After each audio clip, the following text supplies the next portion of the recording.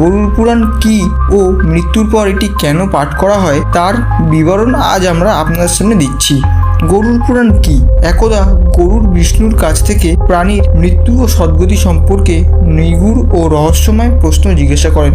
সেই সমস্ত প্রশ্নের বিস্তারিত বিবরণ পাওয়া যায় গরুড় পুরাণে। গরুড় পুরাণে বর্ণিত যে 10টি আশ্চর্যজনক তথ্য রয়েছে সেইগুলি আজ আমরা আপনার সামনে এরপর উপস্থাপন করছি। প্রথম, গরুড় পুরাণে মৃত্যুর আগে ও পরের পরিস্থিতি বর্ণনা করা হয়েছে, তাই মৃত ব্যক্তির উদ্দেশ্যে এই পুরাণ শোনানো হয়।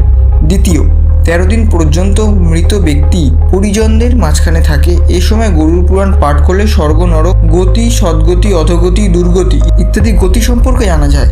তৃতীয়, মৃত্যুর পরের যাত্রা কোন পরিস্থিতিতে মুখোমুখি হতে পারে, কোন লোকে তার গমন হতে পারে, এই সমস্ত কিছু গরুড় পুরাণে বর্ণিত আছে। চতুর্থ, মৃত্যুর পর যখন বাড়িতে গরুড় পুরাণের পাঠ হয় তখন মৃত ব্যক্তির